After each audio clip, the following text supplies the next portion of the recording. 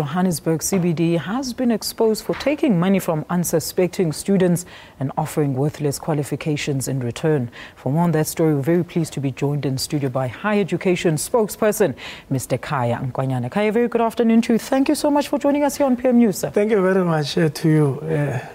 I wish you had good news to tell us, Kaya, but has the department closed the college now? We hear that they just gave them another warning. And what will happen to the owner?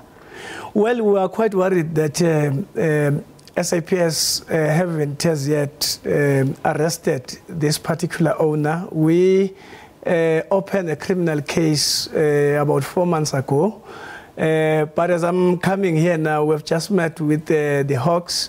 They've undertook that they are going to work hand in hand with the Hillbrow police station so that there's a fast tracking of that. And I must say that from the meeting that we are coming in from now, it's clear that there will be swifter action. We have issued warning to the owners. We have also addressed students to say that what is the implication of them continuing attending in that college. The implication is that they are going to receive fake qualification because the institution is a bogus institution. We did address earlier in the year, but we've seen that their new enrollment actually was talking completely to new young people. June, they've been doing an intake again. So we're dealing with new students. So we think that our engagement and agreement now with the Hawks is that there will be swifter action, and we anticipate that in fewer days the guy will be arrested. But Kaya, what is the process in closing that school if it has been determined that it is illegal? Why can't you just come and shut it down and you just give people a warning and they carry on operating? Well, it's all about the laws of the country. So you leave the matter as the education department with the police? We open the criminal case with the police, and the police must then immediately, they have the power to therefore take the matter forward. We bring in the evidence and so on. I must say that in other cases, this is just an isolated case out of many cases. We have just 3 weeks ago secured a 6-year conviction in one of these colleges operating in President Street in Johannesburg. We have shut down one in Pangeni and the other one in Durban.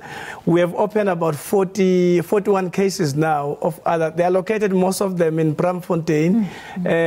So it's a bigger operation. So it's only this one that continues to undermine even the fact that we have opened a criminal case. Some of them, they've complied, they've shut down and so on. So it's a nationwide campaign that we're undertaking. We expect that we'll find some resistance here and there. But as we escalate, we will see much more of them coming to light. Okay, I know you touched on this earlier on, but as government, what more are you doing to make sure such bogus colleges don't even begin with in the first place? Well, by law, in terms of the Higher Education Act, it is illegal for anyone to set up a college without having a license with the higher education. It's a contravention of Section 66 of the Higher Education Act. But they still do, even in smaller towns, unsuspecting community. They enroll their young person, their kids there and so on. So to enforce the law, that's what we are doing now, to do this clampdown across. And we are calling for the public to actually notify us. If they see a college that advertises itself somewhere, they must call us. We have a toll-free number. We immediately go there, we shut it down, because we have even posted our national register of private, so that anyone can be able to check whether is that institution part of the register. If it's not, they notify us.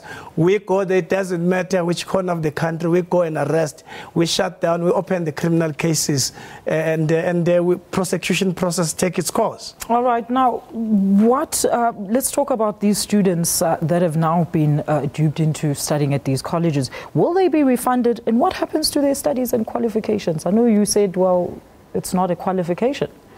Well, it's one of the painful aspects of it. We have instructed, part of the condition in the letter that we issued the owner was to refund all the students. Yes.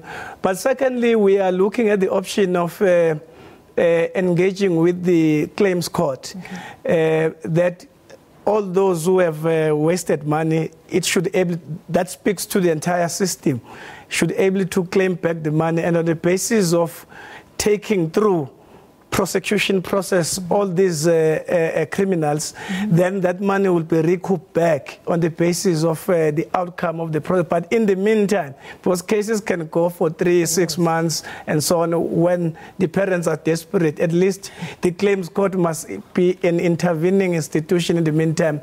So those are the issues that we are mulling over now to take them through, because we understand the financial loss that is associated with this. Absolutely. Kai, before I let you go, what's the right number, or where can people go to check these colleges that are registered or not? Well, our website is www.dhet.gov.za, but we have a toll-free number, which is 0800 873 222, 0800 873 222. So we encourage everyone to call us. There's a dedicated team that can on the spot respond and able to tell you whether this college is a bogus or is a legitimate, so that you are clear in terms of what to do. Kaya, thank you so much for your time here on PM Thank you very much. That's Kaya Nkwanyana, the spokesperson for the Department of Higher Education, talking to us about bogus colleges.